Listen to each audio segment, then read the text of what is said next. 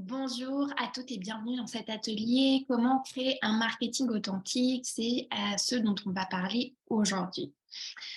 Alors déjà, pour ceux et celles qui ne me connaissent pas, je me présente. Donc, je m'appelle Solène Smeyers.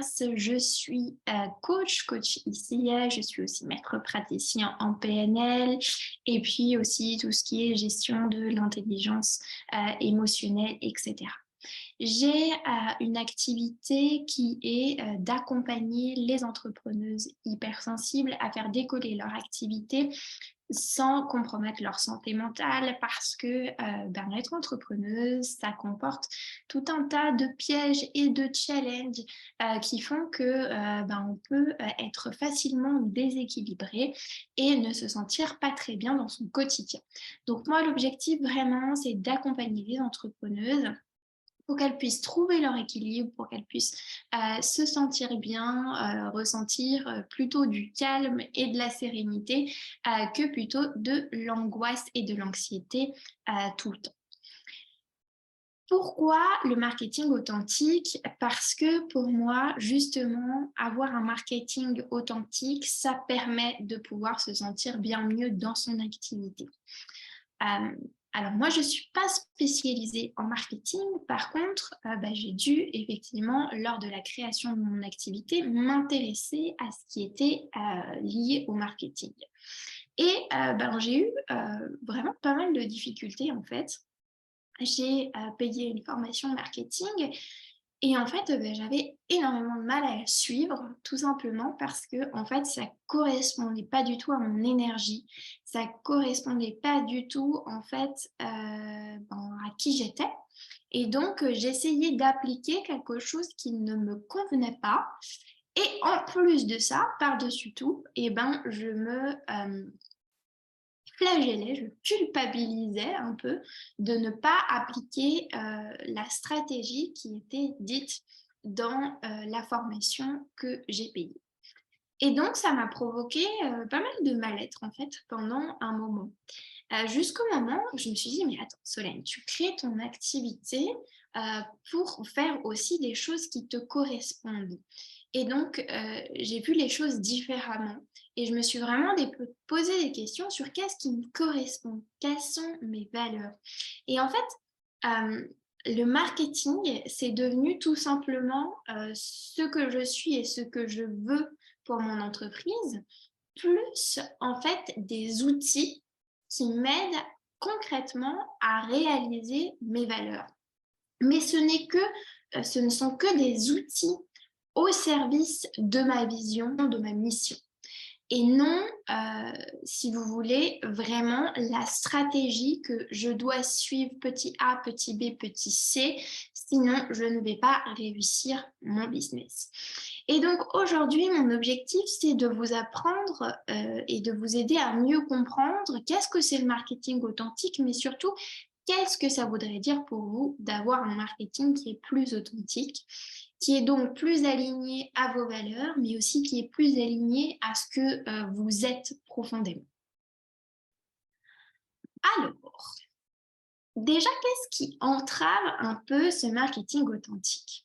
Je ne sais pas quelle est votre niche, votre cible, mais chez les coachs, il y a vraiment cette idée de coach un peu bling-bling qui s'affiche sur les réseaux sociaux.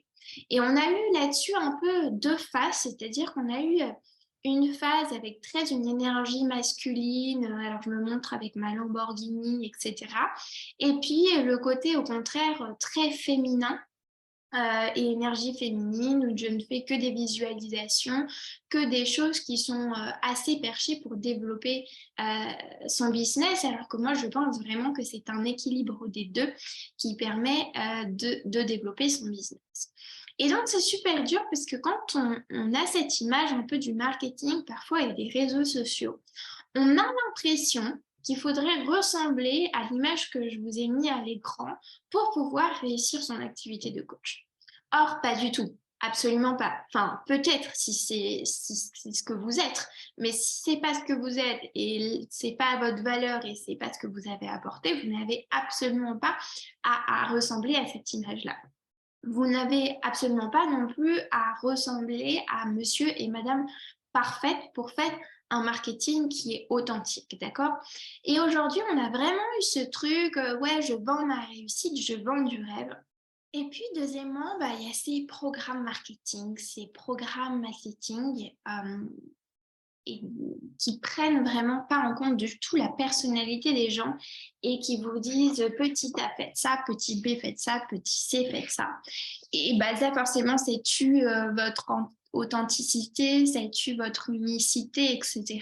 Parce que c'est souvent des personnes qui disent moi, j'ai réussi comme ça, donc si tu veux réussir, fais la même chose que moi. Et, euh, et alors que en fait, justement, ça crée des modèles en fait où tout le monde fait la même chose et c'est loin au contraire de votre authenticité à vous.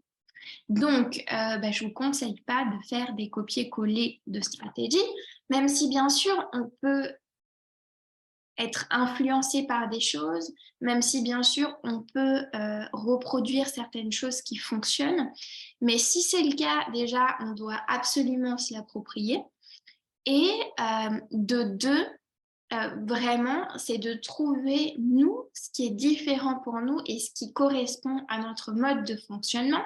Sinon, ça ne va pas du tout être ce qu'on appelle écologique pour nous. C'est-à-dire que en fait, on va vraiment s'épuiser à faire quelque chose qui ne nous correspond pas.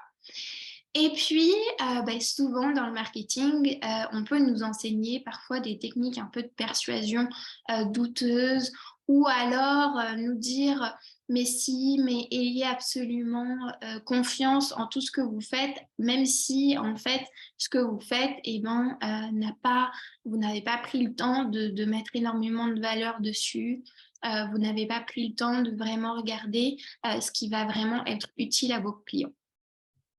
Donc, voilà, on a certainement d'autres, mais c'était pour vous expliquer un petit peu plus qu'est-ce qui peut être des freins pour vous, une entrave à faire du marketing authentique. Alors, quand on parle de marketing authentique, déjà, qu'est-ce que ça veut dire authentique? Authentique, selon Laroux, c'est dont l'exactitude, la vérité ne peut être contestée. D'accord? Après, on a dont l'origine est indubitable et enfin d'une totale sincérité. D'accord? Donc, l'idée, ça va être de partager des choses qui vont être vraies. Ça ne veut pas dire que vous devez tout partager de votre vie. Ça ne veut pas dire que vos réseaux sociaux, etc., doivent monter absolument tout de votre personnalité parce que ça ne serait pas possible. On ne peut pas, et ça c'est une autre erreur que parfois l'on fait, c'est s'identifier à sa communication, penser que notre communication doit refléter l'entièreté de ce que nous sommes, et ça, bien évidemment, c'est pas possible. Mais par contre, dans ce qu'on partage, il doit avoir une certaine vérité. Il doit aussi avoir une exactitude, c'est-à-dire que le plus possible partager des choses qui sont soit des choses qui viennent de vous, c'est-à-dire de faire un partage, soit aller regarder un peu l'exactitude de vos propos, d'accord? Parce que c'est ça aussi qui décrédibilise beaucoup de professions sur les réseaux, c'est que en fait, il y a tout un tas de choses qui sont dites qui ne sont absolument pas vraies et qui ne sont absolument pas vérifiées en fait. Donc voilà, ça n'empêche en rien que si vous avez un côté spirituel, etc., vous pouvez le partager, d'accord? Mais on essaye de ne pas partager des choses qui s'appliqueraient par A plus B à quelqu'un qui est différent de nous et sans aucune source. Et puis, c'est de le faire avec une profonde sincérité. Ça, c'est quelque chose qui est important pour avoir un marketing qui est authentique. Donc, selon la définition du Journal of Consumer Psychology, l'authenticité de la marque est la mesure dans laquelle les consommateurs attendent d'une marque qu'elle soit fidèle à elle-même, qu'elle soit fidèle à ses clients, qu'elle soit motivée par la bienveillance et la responsabilité, et qu'elle soit capable d'aider les consommateurs à être fidèles à eux-mêmes. D'accord? Donc, on a vraiment fidèle à soi-même, d'accord? C'est-à-dire vous avez une ligne directrice et vous la suivez. Vous êtes fidèle à vos clients, c'est-à-dire que à un moment donné, vous suivez vraiment vos clients. Vous êtes motivé par la bienveillance et la responsabilité. Donc, vous faites tout ça avec une bienveillance et dans les faits, vous aidez vos consommateurs à respecter eux-mêmes leurs propres valeurs. Donc, on a le côté humanisation et personnification, c'est-à-dire qu'une marque authentique, elle va avoir ce côté humain, d'accord? Et on voit bien que ça se développe de plus en plus dans tous les projets marketing, c'est-à-dire que maintenant, on a tendance à plus montrer juste des mannequins bien faits, mais plutôt, en fait, des gens de tous les jours, des gens qu'on croise dans la rue, etc., pour faire les publicités que sur les réseaux sociaux, c'est pareil aussi. Les marques qui nous provoquent quelque chose, ce sont des humains qui le font, voilà, avec une certaine personnification. Après, il y a le fait des valeurs. Les valeurs, c'est super important. Vous ne pouvez pas créer une marque qui ne correspond pas à certaines valeurs. Et ces valeurs-là, ça va être super important parce que c'est les vôtres et c'est ce qui va permettre de vous sentir bien dans votre entreprise. Mais c'est aussi des valeurs qui vont être facilement reconnaissables par vos clients et dans lesquelles ils vont pouvoir s'identifier. D'accord? Et donc, ils vont acheter les valeurs de ce que vous proposez. Donc, si aujourd'hui, n'importe quoi, vous êtes dans la naturopathie et que vous avez certaines valeurs, vos clientes vont venir aussi pour les valeurs que vous défendez. D'accord? Après, on a la cohérence. Donc, pouvoir être cohérent aussi dans les différents messages qu'on peut pouvoir donner. Pas un jour, je donne ça comme message et puis le jour, je donne un autre message. Et puis, la question de responsabilité, c'est-à-dire que si je me trompe, ça arrive et je suis capable, en fait, d'être en humilité et de dire que je me suis trompée. Et ça va vraiment avec la partie humanisation parce que, en fait, un humain n'est pas parfait. Donc, je ne cherche pas à ce que ma marque soit parfaite. Par contre, je cherche à faire preuve d'humilité, c'est-à-dire que si je me trompe, si je dis un message qui n'est pas vrai, si à un moment donné je fais des erreurs, c'est pas grave. En fait, il n'y a aucun problème. Je peux revenir dessus et expliquer pourquoi j'ai fait ça. Ça tombe bien parce que, en fait, pour les personnes hypersensibles, ça va être super important de rester connecté à ces valeurs. Donc, une personne hypersensible, en fait, qui se trahit pas, va avoir tendance à faire un marketing authentique, d'accord? Puisque la personne hypersensible va pas se dire ah tiens si je faisais juste du fric pour du fric et donc du coup je dis un peu n'importe quoi et voilà. Non, ça va être super important, la transparence, la bienveillance, etc. Et donc, du coup, elle va pouvoir infuser vraiment ses valeurs dans son entreprise. Pareil pour la personne hypersensible, souvent si elle s'est lancée dans l'entrepreneuriat, c'est qu'elle en a marre de porter un masque. C'est qu'elle ne veut plus porter des masques et faire semblant. D'accord? Donc, ça correspond bien au marketing authentique parce que l'idée, c'est plus vous allez pouvoir être vous-même, moins vous allez porter de masques, plus vous allez être aussi un élément différenciant, plus vous allez montrer aussi vos différentes facettes, c'est-à-dire vos qualités et vos défauts, plus les personnes vont pouvoir s'identifier à vous. Et puis, apporter de la bienveillance et de l'humanité, c'est souvent la marque de fabrique des hypersensibles, puisque c'est leur principale motivation à créer une entreprise, c'est aussi d'apporter quelque chose au monde, d'apporter plus de bienveillance, d'apporter plus d'humanité. Donc, ça, c'est quelque chose qui correspond bien. Dans le marketing authentique, en fait, on va chercher aussi son pourquoi, d'accord? Donc, n'oubliez jamais qu'un génie est une personne qui sait communiquer sa différence et la faire apprécier aux autres. Donc, si on prend la théorie de Sinek, d'accord, qui a été repris et repris, c'est les gens ne vont pas acheter le pourquoi, les gens vont acheter, les gens ne vont pas acheter quoi, ils vont acheter le pourquoi, d'accord? Pourquoi vous faites ça? Pourquoi vous avez créé votre entreprise?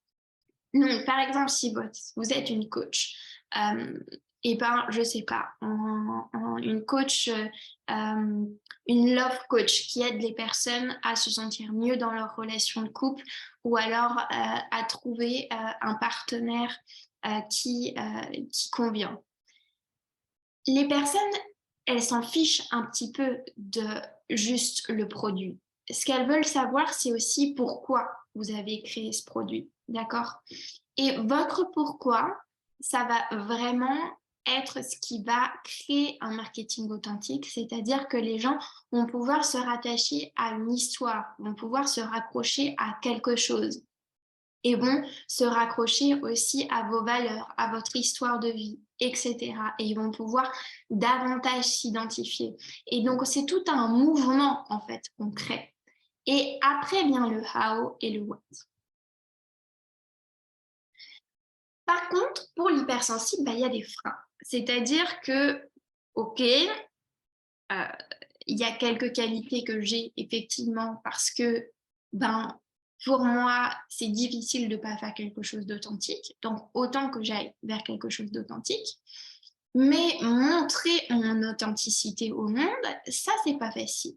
C'est pas facile, pourquoi? Parce que souvent, l'hypersensible, il a peur du regard des autres. C'est-à-dire que, en fait, il a eu tellement à cacher parfois ses émotions, son avis, ses points différenciants qui n'étaient pas toujours conformes à la société, qu'il a développé ce qu'on appelle un faux self, c'est-à-dire justement un masque pour éviter que les gens le voient vraiment tel qu'il est. Et il a tendance à croire que les gens l'aiment pour son faux self et non pour lui-même. Et donc, ça va être plus difficile parfois pour une personne hypersensible de se montrer en fait vraiment authentique et de dire c'est ok, c'est ça, c'est ma personnalité, c'est comme je suis. Je suis une personne qui est émotive, qui est sensible, qui est idéaliste, qui est voilà. Et c'est ce que je suis et c'est ce que j'apporte au monde.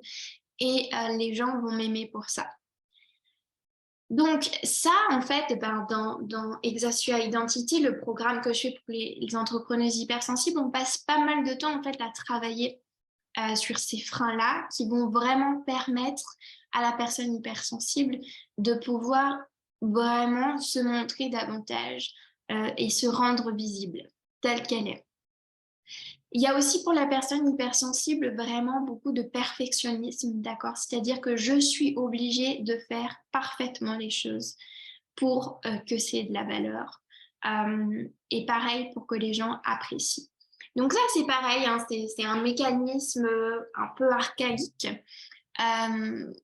C'est aussi parfois quelque chose qui peut être un plus, hein, d'accord, mais bien souvent, c'est un frein. Beaucoup d'études sur, moi j'ai fait la science du bonheur, montrent que le perfectionnisme, c'est vraiment quelque chose qui a tendance à réduire notre niveau d'épanouissement dans la vie.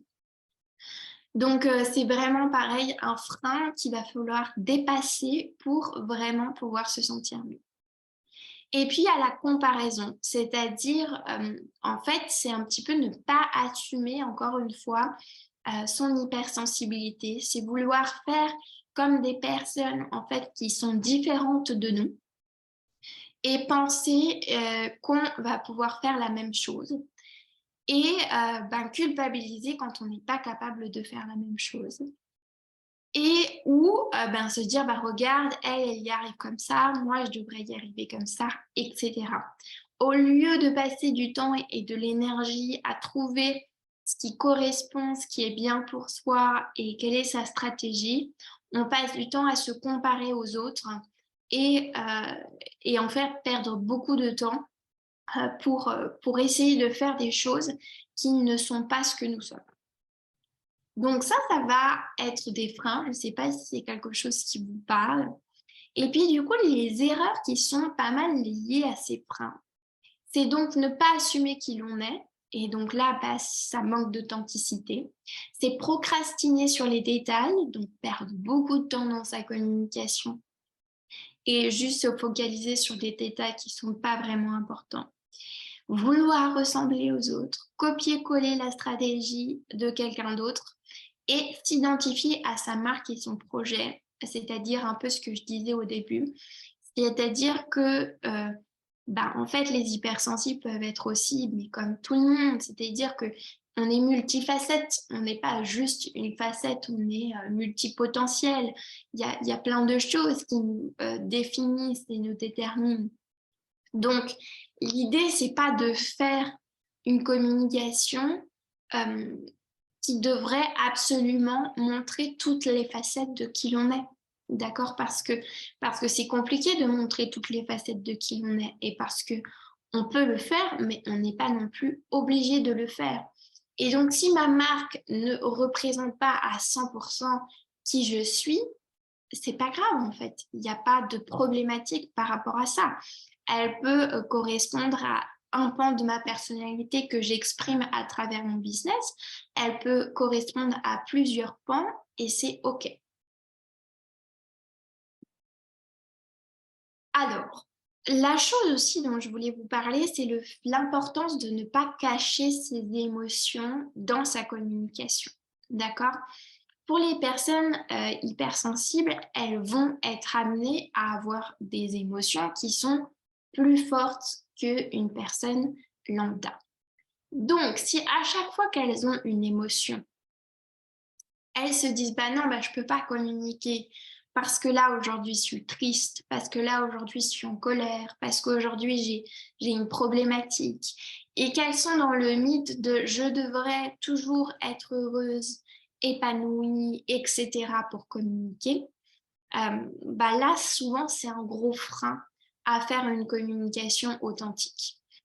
Alors, les émotions, elles font partie de tous les êtres humains. C'est ce qui nous raccroche, les êtres humains, en nous. C'est que nous avons tous une palette d'émotions. De plus, quand on partage avec nos émotions, ça a tendance à toucher les gens, puisque tout le monde ressent des émotions. Donc, si vous partagez votre colère, si vous partagez votre tristesse, si vous partagez votre joie, les personnes vont pouvoir s'identifier à ça. D'accord? Si vous partagez votre vulnérabilité, les personnes vont pouvoir s'identifier à ça. Donc, l'objectif d'une communication qui soit écologique pour vous, c'est de ne pas chercher à masquer vos émotions dans votre communication.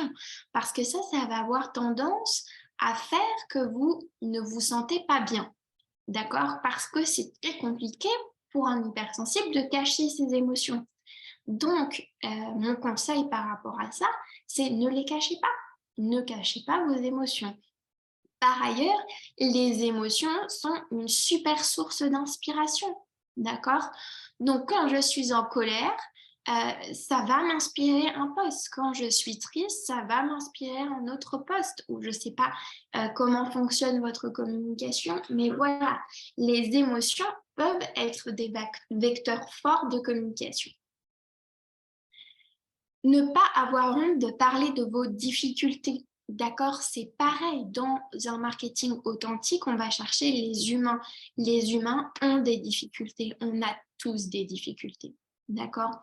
Et donc, arrêtons ce marketing où on montre que tout va bien et jamais les difficultés. Ça ne veut pas dire que vous êtes obligé de partager toutes vos difficultés si vous n'avez pas envie de les partager, mais ça veut dire que c'est OK de partager ces difficultés, d'accord? Et qu'on n'attend pas de vous que vous soyez parfait, encore une fois.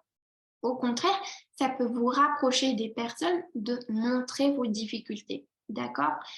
Et puis, on est en chemin. Souvent, par exemple, quand on est en coach, on va avoir tendance à dire, mais ma vie n'est pas parfaite, qui je suis pour pouvoir accompagner les personnes.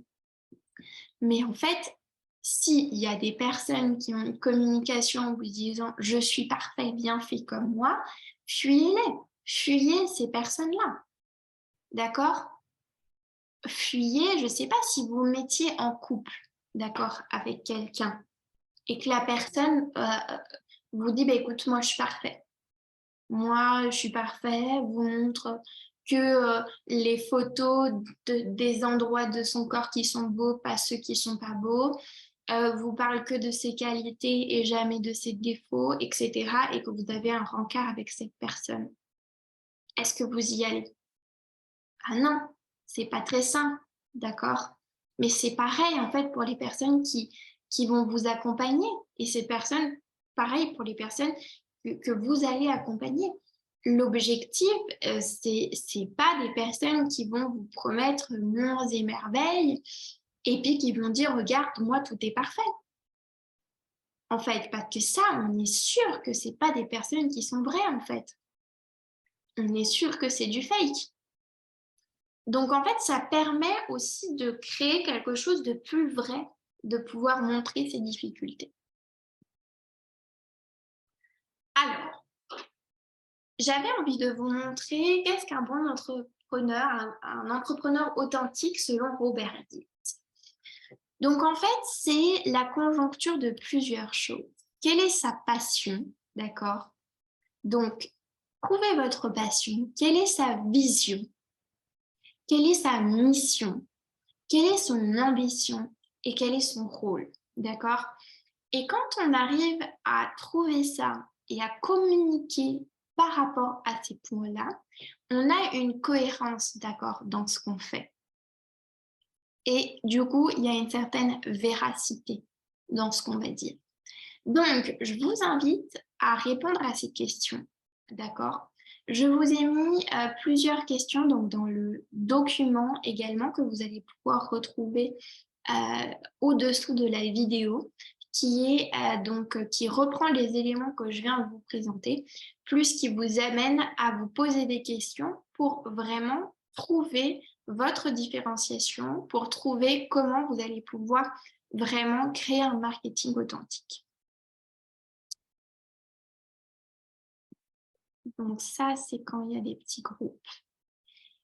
Voilà, c'est les choses que je voulais vous dire par rapport vraiment à ce marketing authentique. Donc, je ne vais pas recouvrir l'ensemble de tout ça aujourd'hui. Je vous invite à faire les exercices. Si vous avez envie d'aller plus loin, je vous invite à prendre rendez-vous avec moi. Sachez donc que je propose un accompagnement qui s'appelle Exerce Your Identity pour les entrepreneuses hypersensibles, qui a un accompagnement de 4 mois, qui peut se poursuivre par un mentorat. Et puis également du one-to-one pour vous accompagner en cas de difficulté qui est présent sur une des difficultés que vous avez en ce moment pour vous vraiment débloquer dans votre situation. Le marketing, c'est un sujet qui est très vaste, d'accord? L'important, c'est de suivre vraiment votre boussole intérieure. Suivez votre boussole intérieure. Vous n'êtes pas comme tout le monde, d'accord? Vous êtes différent. Et plus vous allez pouvoir suivre qu'est-ce qui est juste pour vous, qu'est-ce qui ne l'est pas, plus vous allez pouvoir créer quelque chose qui vous correspond, dans lequel vous allez pouvoir prendre du plaisir.